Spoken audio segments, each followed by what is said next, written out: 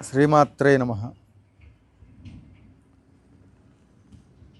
జన్మలగ్నములు ఒక్కొక్క గ్రహము వాటి యొక్క ప్రభావము మానవ జీవిత మనుగడలో ఎలాంటి ప్రభావాలను చూపిస్తాయి అనే అంశాల గురించి మాట్లాడుకుంటూ, జన్మలగ్నాతో రెండో ఇంట రవి ఉన్నట్లయితే ఎలాంటి ఫలితాలు ఉంటాయి అంటే, రవి ఆత్మకారకుడు.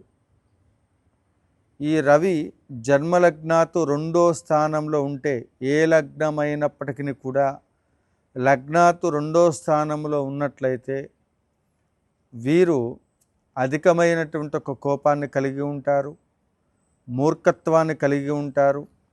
అదే మాదిరిగా బాగా మాట్లాడగలిగి ఎదుటి వాళ్ళని ఆకర్షించేటువంటి ఒక శక్తి సామర్థ్యాలు కలిగి అద్భుతమైనటువంటి ఒక ఉపన్యాసములు, ప్రసంగాలు అన్నీ ఇవ్వగలుగుతారు.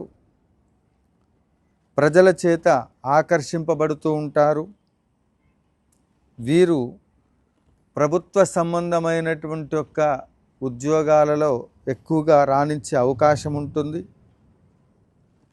అదే మాదిరిగా వీరు వ్యాపారంలో ఉన్న, వ్యవసాయ రంగంలో ఉన్న, రాజకీయ పరమైనటువంటి అంశాలలో ఉన్న, ఎక్కడ ఉన్నప్పటికీ కూడా వీరికంటూ ఒక ప్రత్యేకమైనటువంటి ఒక స్థానము ఉంటుంది.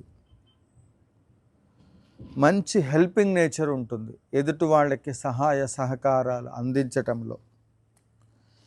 వీరికి విద్యా విఘ్నాలు అనేటువంటివి బాల్యంలో ఎక్కువగా ఉంటాయి.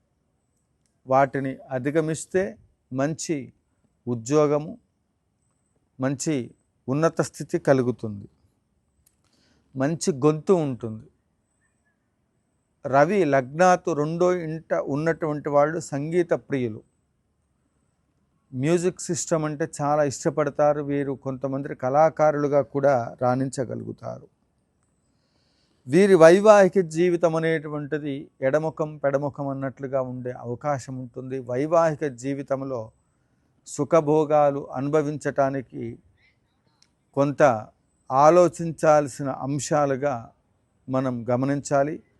తద్దోష పరిహారము చేసుకున్నట్లయితే, వీళ్ళ జీవితంలో వైవాహిక జీవితంలో ఏదైనా సమస్యలు ఉన్నట్లయితే తప్పకుండా పరిహారాలు చేసుకోవాలి. ఇక్కడ ఎక్కడ ఉన్నప్పటికీ కూడా ఈ రవి లగ్నాతో రెండో ఇంట ఉన్నటువంటి వాళ్ళు ఎక్కడుంటే వాళ్ళకి ఒక ప్రత్యేకమైనటువంటి ఒక గుర్తింపు అనేటువంటిది ఉంటుంది.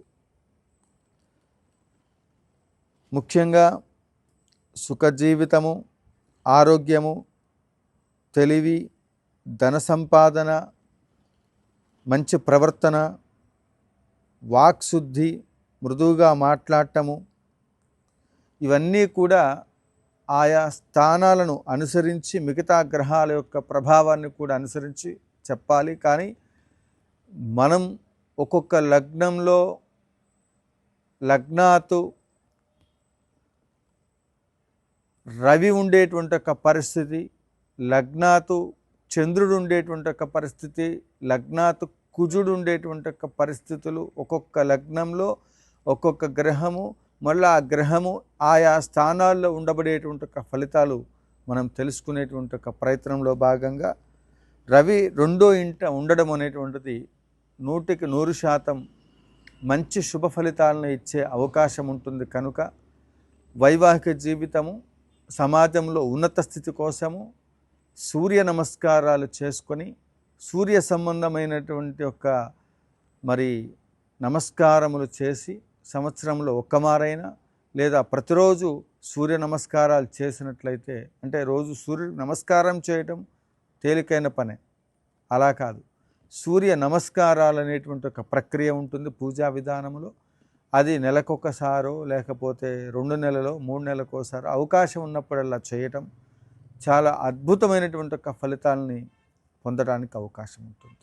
జయ జయ శంకర, హర హర శంకర.